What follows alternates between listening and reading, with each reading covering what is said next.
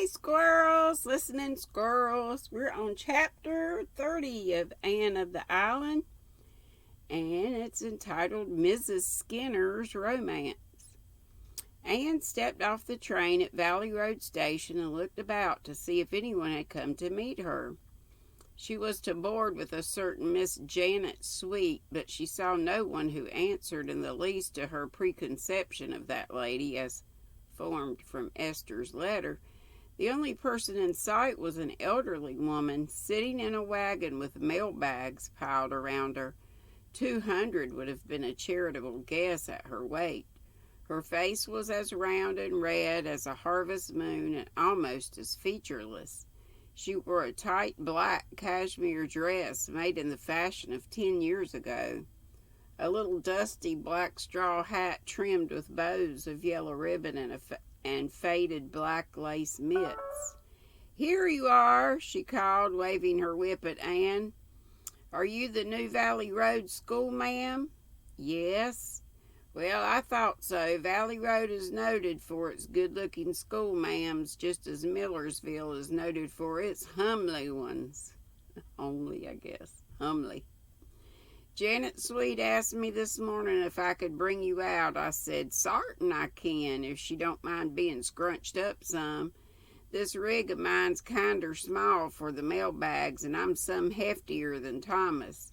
Just wait, miss, till I shift these bags a bit and I'll tuck you in somehow. It's only 2 miles to Janet's. Her next-door neighbor's hired boy is coming for your trunk tonight. My name is Skinner, Amelia Skinner." Anne was eventually tucked in and exchanging amused smiles with herself during the process. "Jog along, black mare," commanded Mrs. Skinner, gathering up the reins in her pudgy hands. "This is my first trip on the mail route. Thomas wanted to hoe his turnips today, so he asked me to come. So I just sot down and took a standing up snack and started. I sort of like it. Of course, it's rather tedious. Part of the time I sits and thinks, and the rest I just sits. Jog along, black mare. I want to get home early. Thomas is terrible lonesome when I'm away. You see, we haven't been married very long." "Oh," said Anne politely, "just a month. Thomas courted me for quite a spell, though. It was real romantic." Anne tried to picture Mrs. Skinner on speaking terms with romance and failed. "Oh," she said again. "Yes, you see, there was another man after me. Jog along, black mare. I'd been a widder so long folks had given up expecting me to marry again. But when my darter, she's a schoolma'am like you, went out west to teach, I felt real lonesome and wasn't nowise sot against the idea. By and by, Thomas began to come up, and so did the other fellow, William Obadiah Seaman, his name was. For a long time I couldn't make up my mind which of them to take, and they kept coming and coming, and I kept worrying. You see, W.O. was rich." That's the William Obadiah Seaman. "He had a fine place and carried considerable style. He was by far the best match. Jog along, black mare." "Why didn't you marry him?" asked Anne. "Well, you see, he didn't love me," answered Mrs. Skinner solemnly. Anne opened her eyes widely and looked at Mrs. Skinner, but there was not a glint of humor on that lady's face. Evidently Mrs. Skinner saw nothing amusing in her own case. He had been a widder man for 3 years, and his sister kept house for him. Then she got married, and he just wanted someone to look after the house. It was worth looking after, too, mind you that. It's a handsome house. Jog along, black mare." As for Thomas, he was poor, and if his house didn't leak in dry weather, it was about all that could be said for it, though it looks kind of picturesque. But you see, I loved Thomas, and I didn't care 1 red cent for W.O., so I argued it out with myself. Sarah Crow, say I? My first was a crow. You could marry a rich man if you like, but you won't be happy. Folks can't get along together in this world without a little bit of love. You'd just better tie up to Thomas, for he loves you and you love him, and nothing else ain't going to do you. Jog along, Black Mare. So I told Thomas I'd take him. All the time I was getting ready, I never dared drive past W.O.'s place for fear the sight of that fine house of his would put me in the swithers again. But now I never think of it at all, and I'm just that comfortable and happy with Thomas. Jog along, Black Mare. I wonder if that mare's gone yet. In the sore throat.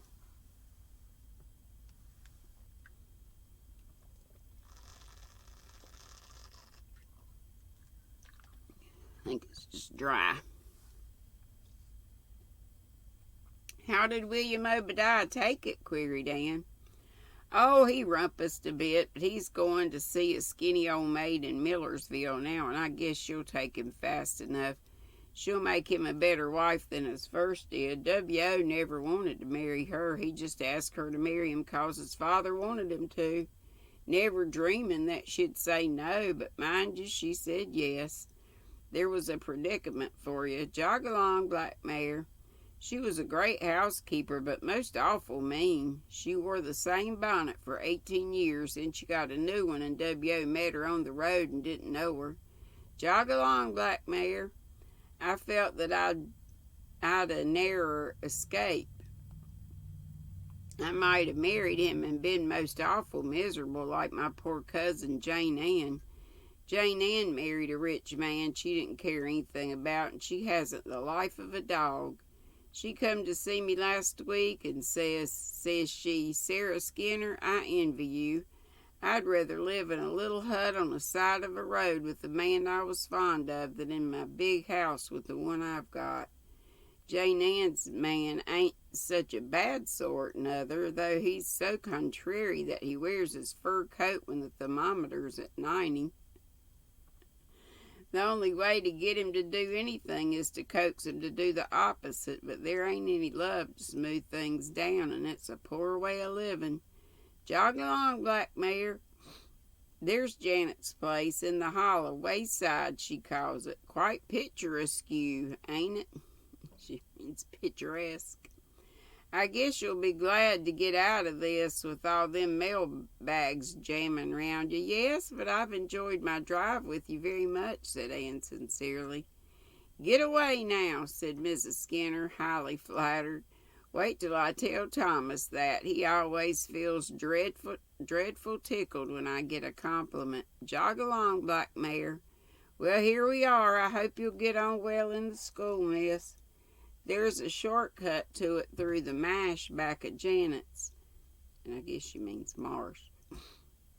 If you take that way, be awful careful. If you once got stuck in that black mud, you'd be sucked right down and never seen or heard tell of again till the day of judgment, like Adam Palmer's cow. Jog along, Black Mare. And that's all of chapter 30. And tomorrow, good Lord willing, and the creek don't rise, we'll read 31, called Ann to Philippa. So we'll get to hear from Phil. Well, come on. There we go. All right, have a happy day. It's a Live at 5 day today, and I went to Hobby Lobby. I didn't do too bad because I couldn't. Because I didn't have the moolah. And I didn't need a bunch of stuff anyway. But the stuff I got's purty. So I hope you'll come and see me. 5 Eastern. Today, Monday, the whatever day this is. I've lost track. And don't have my phone in here. But y'all know. Love ya. See you later. Hopefully this afternoon. Bye-bye.